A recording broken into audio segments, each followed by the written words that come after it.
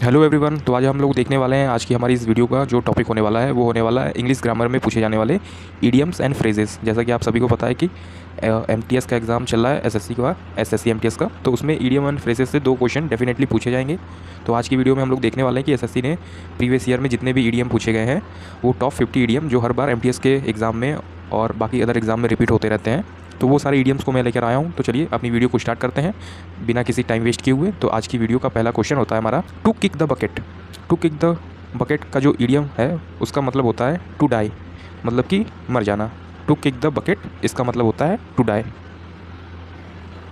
Late sleeping dogs lie. Let sleeping dogs lie का मतलब जो होता है वो होता है to avoid restarting a conflict. To avoid restarting a conflict. तो इसका जो इडियम है वो हो जाएगा let sleeping dogs lie to avoid restarting a conflict. अगला देखते हैं अ डाइम और डजन।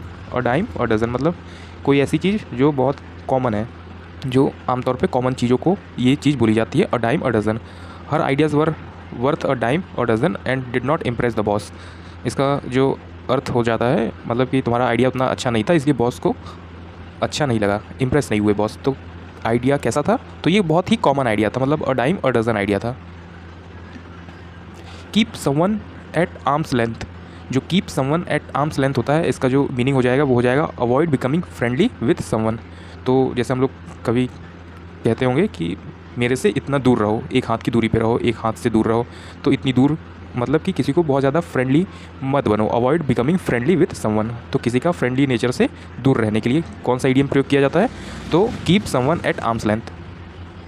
अगला देखते हैं बीट अबाउट द बुश। ये काफ़ी फेमस इडियम है जो हर बार पूछे जाते हैं। तो इसका जो मीनिंग आता है वो है to avoid giving a definite answer और पोजीशन। मतलब कि हम ऐसे फालतू की इधर उधर की बात कर रहे हैं लेकिन जो मेन बात है हमारी वो हम नहीं कर पा रहे हैं, तो उसी को बोला जाता है कि don't beat around the bush, main topic start करो।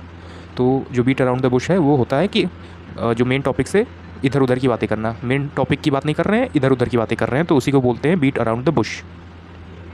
अगला है अ स्टोम इन अ टी कप। तो स्टोम का जो अर्थ होता है वो होता है तूफान। तो एक चाय के कप में तूफान, तो इसका जो मीनिंग हो जाता है कि लॉट्स ऑफ फस in that will soon be forgotten. इसका जो अर्थ होता है कि मतलब छोटी सी चीज़ पे बहुत ज़्यादा मतलब उसका वो कर देना, बहुत उसको बड़ा बना देना। तो उसी को होता है लॉट ऑफ फस that will be soon forgotten. जो ऐसी चीज़ जो भूली जा सकती है उसको लेके आप बहुत बड़ा उसका एक चीज़ ऐसे मतलब बड़ा कर दो, तो उसी को कहेंगे अ स्टॉर्म इन अ टी कप। मतलब बहुत ज़्यादा दिक्कत करने लोगों की इतनी छोटी सी बात है और हमें दिक्कत इतनी सारी है, तो इसी को कहते हैं अ स्टॉर्म इन अ टी कप, जो कि भूली जा सकती है पर फिर भी हम उसे लंबा खींच कर बहुत बड़ा इशू बना रहे हैं। To be in two minds. To be in two minds जो कि क्लियर ही है कि क्या कहना चाह रहा है ये वाला ईडियम हमसे। तो ये कहना चाह रहा है कि अनसर्टेन नहीं होना। टू बी अनसर्टेन मतलब जो निश्चितता है वो न होनी। तो to be in two minds का जो अर्थ होता है वो होता है कि हम अपनी चीज़ों को लेके निश्चित नहीं है, मतलब डेफिनेट नहीं है, अनसर्टेन है कि हमें ये करना चाहिए कि ये करना चाहिए। जैसे कि अभी आप लोग भी अनसर्टेन होंगे कुछ लोग कि हमें आरआरबी का पेपर देना चाहिए, रेलवे एनटीपीसी का, कि हमें सीजीएल पे ही लगे रहना चाहिए, एसएससी का एग्ज़ाम देना चाहिए। तो ये बहुत सारे बच्चों के अंदर क्या होंगे, to be in two minds होंगे। At the 11th hour. At the 11th hour का जो अर्थ होता है, जो मीनिंग हो जाएगा वो हो जाएगा at the very last minute. मतलब कि आपने बहुत आखिरी समय पे वो काम कर लिया। जैसे आप कभी ट्रेन स्टेशन पे गए और ट्रेन छूटने ही वाली होती है, तब तक आप जाकर उस ट्रेन को पकड़ लेते हैं और अपनी सीट पे बैठ जाते हैं। तो ऐसे सिचुएशन में क्या इडियम आएगा? तो एट द 11th आवर इस सिचुएशन को बोलेंगे कि बस आपने समय रहते ही वो जस्ट लास्ट मिनट में आपने वो चीज़ें कर ली। तो एट द 11th आवर आप ऐसे वहाँ से याद रख लीजिए। Through thick and thin. जो through and thick and thin का जो मीनिंग हो जाएगा in good times and in bad times. मतलब एक आपका एक ऐसा फ्रेंड जो थिक के समय भी आपके साथ रहे और जो थिन के समय भी आपके साथ रहे। मतलब आपके जो हैप्पी कंडीशन होती है उसमें भी साथ रहे और आपका जो बैड टाइम होता है उसमें भी आपका साथ रहे। तो थ्रू थिक एंड थिन इस ईडियम का जो मीनिंग हो जाएगा उसका आंसर हो जाएगा through thick and thin. It's mean in a good times and in a bad times. Gift of the गैब। मतलब गिफ्ट ऑफ द गैप का जो इडियम है उसका जो मीनिंग हो जाएगा वो हो जाएगा फ्लुएंसी ऑफ स्पीच। मतलब एक ऐसा आदमी जो बहुत अच्छे से बोलना जानता हो 4 लोगों के बीच में, या फिर एक स्टेज पे खड़े होकर अपनी बातों को बहुत अच्छे तरीके से बोलना, कब पॉज लेना है, कब अपनी पिच को लाउड करना है, कब स्लो बोलना है, कब धीमे बोलना है। तो ये बहुत अच्छा एक कला होती है, ये कला सीखी जाती है। तो जिस भी इंसान को ये कला आती है स्पीच देने की, उसे कहा जाता है गिफ्ट ऑफ द गैब। अगला को देखते हैं अपना to go to the dogs. तो to go to the dogs का मीनिंग जो हो जाएगा वो बिकम वर्स हो जाएगा, मतलब कि और ख़राब कर देना। गो टू द डॉग्स का जो मीनिंग हो जाएगा वो और ख़राब हो जाएगा कि टू बिकम वर्स, जो ख़राब था उसको और ख़राब कर दिया। I am glad I am going to be in trouble if I don't submit my homework to the teacher. तो इसमें आपको जो अंडरलाइन पार्ट है उसमें लिखा है इन ट्रबल। तो इन ट्रबल के लिए कौन सा ईडियम होता है वो नीचे लिखा गया है, तो वह है up the creek. Up the creek का जो मीनिंग हो जाएगा वो ट्रबल में हो जाएगा। अप द क्रीक मतलब जो इंसान ट्रबल में है, जो इंसान परेशानी में है, up the creek. It is raining cats and dog, जो ये ईडियम है हमारा, it is raining cats and dog, इसका जो मीनिंग हो जाएगा वो हो जाएगा कि बहुत तेज़ बारिश होना। It is raining very heavily. तो जैसा कि आपने देख लिया कि it is raining cats and dog का जो मीनिंग है वो हो जाएगा कि बहुत तेज़ बारिश होना, मतलब कुत्ते बिल्लियों की तरह बारिश हो रही है। आप इसे ऐसे तरीके से याद रख सकते हैं। तो it is raining very heavily. अगला है हमारा under the cloud. Under the cloud का जो मीनिंग है वो है the driver was under suspicion after the police found blood on his car. Under the cloud का जो मीनिंग हो जाएगा वो हो जाएगा कि आप शक के घेरे में हैं। द ड्राइवर जो है उसके जो कार थी उस पर खून मिला, और ये किसने ढूंढा? पुलिस ने ढूंढा। तो ड्राइवर क्या है कि शक के घेरे में है। अंडर द क्लाउड मतलब होता ना कि शक के कोई इंसान घेरे में है कि इस पर हमें शक है कि शायद इसी ने किया हो, तो उसी इंसान को बोलेंगे under the cloud. Full of bean, तो जो बीन्स आपने देखा ही होगा, सब्जी होती है एक, तो जो बीन्स खाएगा वो फुल ऑफ एनर्जी से भरा हुआ रहेगा। तो आप इसे ऐसे याद रख लीजिए। फुल ऑफ बीन का मतलब है जो पूरी तरह अच्छी तरह बीन खाएगा उसके पास एनर्जी बहुत अच्छी होगी। तभी तो लोग क्या कहते हैं ना कि हरी सब्जियां खाओ, अच्छे से रहो। तो फुल ऑफ बीन्स को आप ऐसे याद रख लीजिए। फुल ऑफ बीन्स खाएंगे तो हम लोग एनर्जेटिक रहेंगे, मतलब हमारे अंदर एनर्जी पूरी तरह रहेगी, फुल ऑफ एनर्जी रहेगी। Once in a blue moon, जो once in a blue moon है हमारा, वो होता है कि जैसे आप हिंदी में एक मुहावरा होता है ईद का चांद होना है, बहुत दिन के बाद दिखाई देना। तो आप इसे ऐसे याद रख लीजिए कि जो हमारा नीला चांद है वो बहुत ही सालों में, कई सालों में एक बार दिखाई देगा। It's very rare. तो once in a blue moon, नीला चांद कब दिखाई देगा हमें? तो बहुत सालों में एक बार। बैड ब्लड, बैड ब्लड क्या है? जो ईडियम है हमारा, the gangster had some bitter relation with a local activist so he want him to stay out of his business. तो बैड ब्लड का जो अर्थ होता है वो होता है कि गैंगस्टर जो है वो बिटर रिलेशनशिप में, मतलब आपका रिलेशन जो है वो अच्छा नहीं है। बैड ब्लड का जो शाब्दिक अर्थ हो जाएगा, मतलब ईडियम का जो मीनिंग हो जाएगा कि आपका रिलेशन किसी अन्य पर्सन के साथ ठीक नहीं है, अच्छा नहीं है, काफ़ी कड़वाहट है, लड़ाई झगड़े होते हैं। तो इस टाइप की चीज़ें को जो हम लोग ईडियम के द्वारा कह सकते हैं तो वो होता है हमारा बैड ब्लड। बैड ब्लड मतलब जैसे कि आपने इसमें आंसर में देखा, जो गैंगस्टर का जो रिलेशन है वो कड़वाहट से भरा हुआ है। तो बैड ब्लड का अर्थ हो जाएगा, मीनिंग हो जाएगा बैड ब्लड मतलब अच्छा रिलेशन नहीं है आपका किसी के साथ। अगला देखते हैं apple of one eye. Apple of one eye का मतलब जो होता है कि मतलब आंखों का तारा, बहुत प्यारा, ऐसा कुछ। तो आप वेरी डियर से याद रख सकते हैं कि एप्पल ऑफ वन आईज मतलब होता है कि हमें ये चीज़ बहुत प्यारी है। Apple of one eye means a very dear person.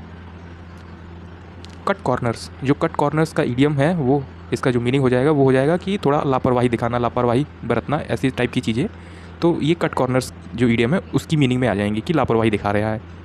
तो जैसे कि इसमें जो इसका मीनिंग लिखा हुआ है कि he cut corners on his homework and he got a bad grade, मतलब उसने अपने होमवर्क के कामों में जो है वो लापरवाही थोड़ी सी अच्छे से दिखाई, तो इसलिए उसको क्या मिले? एक ख़राब मार्क्स मिला, एक ख़राब बैड ग्रेड मिला। तो कट कॉर्नर्स मतलब होता है वही लापरवाही दिखाना कि आप किसी चीज़ में अगर कट कॉर्नर्स करते हैं तो आपका रिज़ल्ट उस हिसाब से नहीं आएगा जैसा कि आप चाह रहे हैं। अगला है आई वॉश। तो आई वॉश मतलब होता है कि अ डिसेप्शन, मतलब कि किसी को धोखा दे देना। तो जैसा कि आपने इसमें देखा, आई वॉश का जो अर्थ होता है, जो मीनिंग हो जाएगा वो हो जाएगा अ डिसेप्शन, मतलब कि किसी को धोखा देना। तो आई वॉश से आप याद रखिए कि आई वॉश कब होगा? जब किसी इंसान की आँख में कुछ धूल झोंका जाएगा। धूल झोंकना मतलब धोखा देना। तो आप इस चीज़ से ऐसे याद रख सकते हैं कि आई वॉश तभी होता है जब कोई इंसान किसी को धोखा देता है। आँख कब खुलती है? जब इंसान किसी को धोखा देता है। तो अ डिसेप्शन से आप याद रख सकते हैं। हिट द जैकपॉट, अगर आपके पास जैकपॉट आपने हिट कर दिया तो आपका जो है वो बहुत गेनिंग बिग सक्सेस, मतलब आपके पास एक बहुत बड़ी सक्सेस आ गई। तो आपको इस ईडियम से ऐसे याद रख लेना है, hit the jackpot, gaining big success. अगला देखते हैं, many analyst are tipping stable blue chip companies to weather the storm. तो इसमें जो ईडियम है वो है आपका टू वेदर द स्टॉर्म। तो टू वेदर द स्टॉर्म का जो मीनिंग हो जाएगा वो हो जाएगा कि एक ऐसी सिचुएशन के साथ डील करना जो आपको कोई भी तकलीफ ना पहुंचाए, और deal with a difficult situation without being harmed. तो ऐसा सिचुएशन को डील करना जिसमें आपको कोई तकलीफ ना हो। तो आप इस ईडियम को ऐसे याद रख सकते हैं, टू वेदर टू स्टॉर्म, मतलब कि वेदर बहुत ख़राब था फिर भी मुझे कुछ नहीं हुआ। तो इस तरह से आप इसे याद रख सकते हैं कि आंधी तूफान आ रहा था फिर भी मुझे कुछ नहीं हुआ, मैंने उस सिचुएशन को डील कर लिया, हैंडल कर लिया। तो आप इसे ऐसे याद कर सकते हैं, टू वेदर द स्टॉर्म, मतलब जो स्टॉर्म का वेदर था बहुत ख़राब था फिर भी मुझे कुछ नहीं हुआ। तो to deal with difficult situation without being harmed.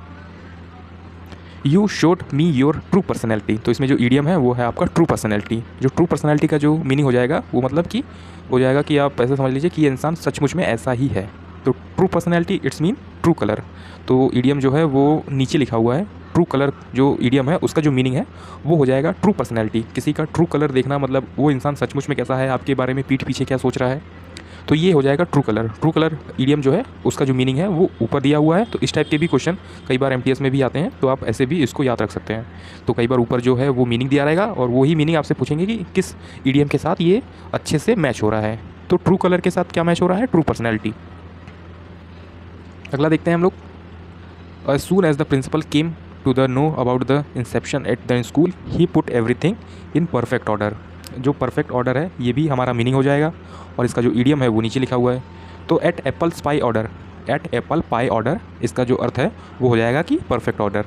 जैसे आप इसे ऐसे याद रख सकते हैं कि एप्पल पाई बना हुआ है तो उसको लाइन से सही से एक जगह रख दो ताकि वो चीज़ ख़राब ना हो। तो अगर किसी के घर कुछ भी अच्छी चीज़ें बनती है, जैसे एप्पल पाई बना या केक बना या फिर कुछ और भी अच्छी चीज़ें जो होती हैं बनती हैं, तो वो उस इंसान को मतलब अच्छे से एक जगह रख देता है ताकि आम लोग ख़राब ना कर पाएँ। तो इसी तरह से आप याद रख सकते हैं कि जब किसी के घर में एप्पल पाई बनेगा तो उसे एक परफेक्ट ऑर्डर में लगा के वो एक जगह आराम से रख देगा। तो एप्पल पाई ऑर्डर जो है वो परफेक्ट ऑर्डर है, Apple pie order in a perfect order. Informations technology has developed by leaps and bound. तो जो इसमें ईडियम है वो लीप्स एंड बाउंड है, तो इसमें अंडरलाइन किया हुआ है लीप्स एंड बाउंड। तो ये आपका ईडियम है। तो लीप्स एंड बाउंड का जो मीनिंग हो जाएगा वो हो जाएगा एट अ रैपिड पेस, मतलब जो हमारी टेक्नोलॉजी डेवलप हो रही है वो कैसी हो रही है, बहुत तेज़ी से हो रही है। मतलब आए दिन कुछ ना कुछ नए नए चीज़ें होती रहती हैं, कुछ साइंटिफिक चीज़ें आती रहती हैं, बनती रहती हैं, तो ये बहुत रैपिड हो रहा है। तो लीप्स एंड बाउंड्स, तो आप इसे ऐसे याद रख लीजिए, बहुत तेज़ी से हो रहा है। तो लीप्स हो रहा है, बहुत बाउंड हो रहा है। तो लीप्स एंड बाउंड्स मतलब बहुत तेज़ी से चीज़ें को करना। अगला देखते हैं इन अ सूप, मतलब आप अगर सूप में हाथ डालेंगे तो आप जल जाएंगे, तो इससे क्या होगा, ट्रबल में आ जाएंगे। या फिर आप ऐसे याद रख लीजिए कि आप एक बहुत बड़े से बर्तन में सूप बन रहा है, आप उसमें गिर गए, तो इन अ सूप मतलब आप उसमें गिर गए, मतलब आप जल गए होंगे, तो बहुत तकलीफ़ हो गई होगी। तो इस तरह से इन अ सूप मतलब होता है इन अ ट्रबल। तो जब भी आप सूप में गिर जाएँ तो आप हमेशा याद रखिए कि आप परेशानी में फंस चुके हैं। तो in a trouble, in a soup, in a trouble. अगला देखते हैं एट क्रॉस पर्पस। जो एट क्रॉस पर्पस ईडियम है उसका जो मीनिंग हो जाएगा, उसका मीनिंग हो जाएगा कि disagreeing with each others idea, कि हम अपने आपस में ही अपनी आइडिया से एग्री नहीं कर पा रहे हैं, हम अपने आपस में ही डिसएग्री हैं। मतलब उसका आइडिया कुछ और चीज़ों के लिए है, मेरा आइडिया कुछ और चीज़ों के लिए, हम कह रहे हैं कि ये सही है, वो कह रहा है कि ये सही है। तो इस तरह से cross purposes, at cross purposes. तो disagreeing with each other idea, वो मेरे आइडिया से ना खुश है और मैं उसके आइडिया से डिसएग्री हूँ। तो ये होता है एट क्रॉस पर्पस। अगला है हमारा I just want to Bali on a backpacking trip and did everything by the year without any itinerary. तो जैसा कि मैंने आपको बताया कि बाय द ईयर जो होता है बाय इम्प्रोवाइजेशन। तो बाय द ईयर का जो मतलब होता है everything by the year, by the improvisation मतलब कि बहुत अच्छे तरीके से उस चीज़ को प्रिपेयर कर लेना, तो इम्प्रोवाइज़ कर लेना। तो बाय द ईयर मतलब होता है इम्प्रोवाइज़ कर देना। और जो इसमें एक वोकैब लिखी हुई है क्वेश्चन में विदाउट एनी इटिनरी, तो इटिनरी का जो मीनिंग होता है वो होता है एक डिटेल प्लान के साथ कहीं जगह पे जाना, मतलब कैंपिंग करना या कहीं जगहों पे घूमना। तो इटिनरी होता है कि एक डिटेल प्लान होगा आपके पास कि हमें यहाँ से यहाँ तक जाना है, तो हमें क्या लेना है, टैक्सी लेनी है, बस लेनी है या फिर कोई और चीज़ें, मतलब डिटेल प्लान है, किस होटल में रुकना है, कहाँ नहीं रुकना है, कहाँ खाना खाना है। तो ये सारी चीज़ें इटिनरी प्लान में आ जाती हैं। इटिनरी का जो मीनिंग हो जाता है वो हो जाएगा डिटेल प्लान। और बाय द ईयर जो इसमें ईडियम है उसका जो मीनिंग है वो हो जाएगा बाय इम्प्रोवाइजेशन। तो इम्प्रोवाइजेशन हो जाएगा बाय द ईयर। अगला क्वेश्चन है हमारा on the spore of the moment. On the spore of the moment मतलब इसका जो मीनिंग हो जाएगा वो हो जाएगा एक्टिंग इम्पल्सिवली विदाउट थिंकिंग। मतलब आपने अचानक से कोई काम ऐसा कर दिया बिना सोचे समझे, मतलब आपका एक्शन ऐसे हो गया बिना सोचे समझे। On the spore of the moment मतलब एक ऐसा नहीं होता, heat of the moment type जैसा कुछ, मतलब ऐसी चीज़ों में ऐसा अचानक से हो गया। Hand and glove, hand and glove का जो अर्थ होता है, जो मीनिंग हो जाता है, वो इंटीमेट हो जाता है, मतलब आप बहुत करीब हैं किसी चीज़ के। जैसे हैंड जो है वो जब ग्लव होता है तो वो हैंड के बहुत करीब होता है, तो इंटीमेट मतलब बहुत कोई करीबी। I really don't want to pour cold water on your theory but it can not be applied to real life situation. तो इसमें जो ईडियम है आपका वो है to pour cold water on your theory, मतलब किसी ने आपका ऐसा कुछ प्लान बनाया पर आपने आकर उसके ऊपर ठंडा पानी डाल दिया, मतलब उसका प्लान सारा ख़राब कर दिया, सारा चौपट कर दिया। तो इसी ईडियम का जो मीनिंग हो जाएगा वो ऐसा हो जाएगा कि कोई इंसान प्लान बना रहा है, आप उसके ऊपर जाके ठंडा पानी डाल दे रहे हैं, मतलब उसका सारा प्लान जो है वो ख़राब कर दे रहे हैं। तो टू बी क्रिटिकल और doubtful of a plan that someone is exist about. तो ऐसा कोई प्लान है जो आपको पसंद नहीं आ रहा है, आपको लगता है ये चीज़ पॉसिबल ही नहीं है, तो आपने उसके ऊपर क्या डाल दिया, ठंडा पानी डाल दिया। इसमें जो ईडियम लिखा हुआ है वो लिखा हुआ है एप्पल एंड ऑरेंजेस। तो Julie has habit of comparing apple and oranges. तो एप्पल को ऑरेंज के साथ कंपेयर किया जा रहा है, तो इसका जो मीनिंग हो जाएगा वो ऐसा हो जाएगा कि दो अलग अलग चीज़ों को कंपेयर किया जा रहा है, मतलब जिसका कोई तर्क नहीं बनता हमारे पास। Blaming other for a mistake choosing thing after careful scrutiny. तो दो अलग अलग चीज़ों का कंपेयर करना मतलब कि ये बेबुनियाद चीज़ें हैं, इनका कंपेयर होना ही नहीं चाहिए। तो आप ऐसी चीज़ें अपने जो एमटीएस एग्ज़ाम है उनमें अच्छे से आते हैं, तो आप अच्छे से इन सभी ईडियम एंड फ्रेजेस को अच्छे से याद करके जाइए। आपको एग्ज़ाम में ज़रूर 2 क्वेश्चन देखने को मिलेंगे ही मिलेंगे। हार्ड नट टू क्रैक, मतलब एक ऐसा चीज़ जो बहुत मुश्किल से किया जाए। A problem difficult to solve, मतलब कोई ऐसी प्रॉब्लम है जिसे बहुत प्रॉब्लम के साथ सॉल्व किया गया, तो हार्ड नट टू क्रैक कह देंगे। अगर दोस्तों आपको इसका पीडीएफ चाहिए तो मैंने इसी डिस्क्रिप्शन बॉक्स में व्हाट्सअप का नंबर दिया हुआ है, तो आप हमें वहाँ पे जाके मैसेज कर दीजिएगा और ये पीडीएफ मात्र आपको 10 रुपये में वहाँ मिल जाएगी। तो अगर किसी को ऐसा लगता है कि वो नोट्स नहीं बना सकता तो वो पीडीएफ ले ले, अगर किसी को लगता है कि हम नोट्स बना लेंगे तो वो वीडियो देखकर आराम से नोट्स बना सकते हैं, कोई प्रॉब्लम नहीं है। पर आप इन्हें ज़रूर अच्छे से याद करके जाइएगा, इन्हीं में से 1-2 ईडियम आपके एग्ज़ाम में ज़रूर देखने को मिलेंगे ही मिलेंगे, जो एसएससी एमटीएस का एग्ज़ाम चल रहा है उसमें। जैसा कि मैंने आपको बता दिया, ये हार्ड नट टू क्रैक मतलब ऐसा प्रॉब्लम जो बहुत डिफ़िकल्ट हो सॉल्व करना। Of the first water, of the first water का जो अर्थ होता है, जो मीनिंग हो जाएगा हमारा ऑफ द बेस्ट क्वालिटी, मतलब जो पहली चीज़ आती है वो बहुत अच्छी क्वालिटी की आती है। जैसे आप पहले के टाइम में जाइए तो जो पहला चीज़ आता था उस टाइम पे वो बहुत अच्छी क्वालिटी का होता था। जैसे नोकिया का फ़ोन आपने पहली बार कभी जब लिया हो तो आप उसको देखते होंगे कि बहुत अच्छी क्वालिटी के थे, उसमें उसकी बॉडी बैटरी मतलब गिरने पे भी नहीं टूटता था। तो उसको आप ऐसे याद रख लीजिए कि पानी में डालने पे भी वो फ़ोन ख़राब नहीं होता था। तो ऑन द फर्स्ट वाटर मतलब best quality. To read between the lines, जो read between the lines idiom है उसका जो मीनिंग है कि to understand the implied meaning, मतलब लाइनों के बीच में जो आपके लिए मैसेज लिखा है, जो हिडन मैसेज लिखा है वो आप देख पाए कि नहीं।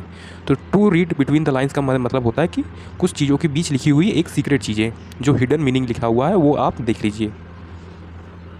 अगला देखते हैं, he is a very bad situation. तो इस ईडियम का जो अर्थ है वो ऊपर ही क्वेश्चन में दे दिया गया है, तो नीचे उसका ईडियम पूछा है।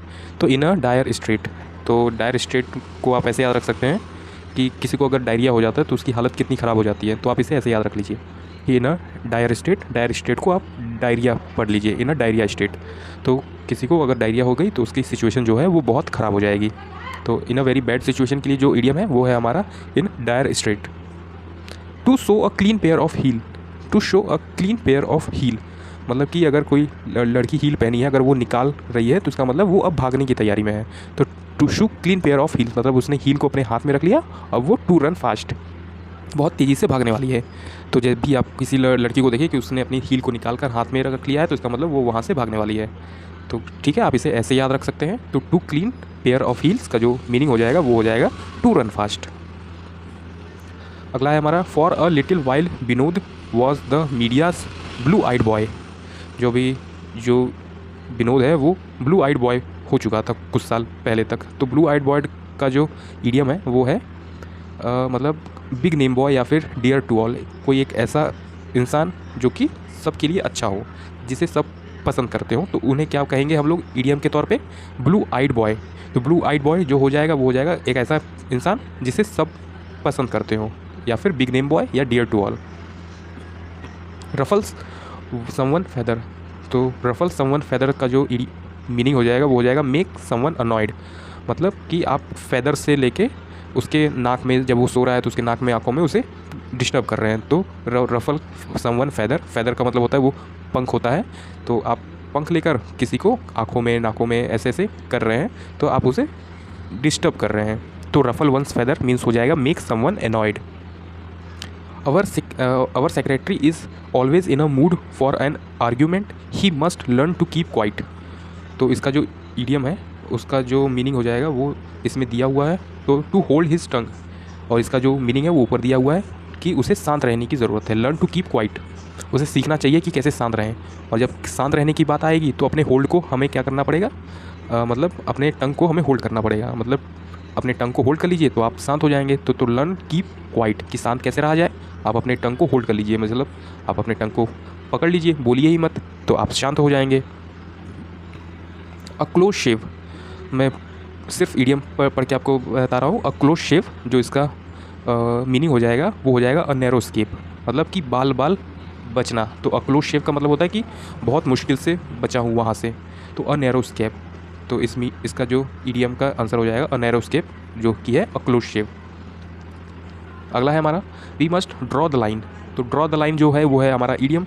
तो ड्रॉ द लाइन मतलब हमने ये लाइन फिक्स कर दी है, हमने इसकी लिमिट तय कर दी है। जैसा आपने क्रेडिट कार्ड में देखा होगा कि आप इससे ज़्यादा की शॉपिंग नहीं कर पाएंगे, क्योंकि उन्होंने वो लिमिट फिक्स कर दी है कि 45,000, 50,000, 60,000 से ज़्यादा कोई भी इंसान क्रेडिट कार्ड से शॉपिंग नहीं कर सकता। तो उन्होंने क्या कर दिया, एक लाइन खींच दी है, मतलब एक लिमिट फिक्स कर दी है। I finally understood. तो आई फाइनली अंडरस्टूड जो है वो एक इसका हो जाएगा अंडरलाइन पार्ट, और ये एक मीनिंग है, और इसी मीनिंग को नीचे पूछा गया है कि ये किस ईडियम में आता है। तो फाइनली अंडरस्टूड का मतलब होता है कि कम्प्लीटली समझ जाना। तो कम्प्लीटली समझ जाने का जो अर्थ होता है वो हमारा होता है फिगर आउट, कि मैंने इस प्रॉब्लम को फिगर आउट कर लिया है, मतलब मैं इस प्रॉब्लम को अब अच्छे से समझ गया हूँ। तो फिगर आउट का जो मीनिंग हो जाएगा वो हो जाएगा फाइनली अंडरस्टैंड। और जो दूसरे नंबर पे हिट द सैक लिखा हुआ है, इसका जो मीनिंग हो जाएगा, ये भी एक ईडियम है। तो हिट द सैक का जो मीनिंग होता है वो होता है कि रात में सोने जाने वक्त, कि जब आप सो रहे हो, जब आप सोने जा रहे हो तो आप क्या कहेंगे, हिट द सैक। कोई इंसान सो रहा है तो उसे कहेंगे हिट द सैक, और कोई इंसान फिगर आउट कर ले रहा है मतलब कि वो अच्छे से समझ पा रहा है। अगला देखते हैं draw the line at something. तो draw the line at something जो है वो ईडियम है, इसका मीनिंग है accept something up to a particular point. तो अब वो चीज़ अच्छे से समझ गया है जो आपने उसे समझाना चाहा। मतलब ड्रॉ अ लाइन, जैसे हम किसी चीज़ पे ऐसे लाइन करके किसी चीज़ को बार बार नहीं समझाते कि हमने देखो तुम ऐसे समझो ऐसे, तो वो होता है draw the line at something, कि हमने इस चीज़ पे लाइन कर दिया है, अब तुम अच्छे से समझ जाओ। तो accept something up to a particular point. Keep a lid on, keep a lid on. तो जैसे आपने कभी खाना बनाया हो तो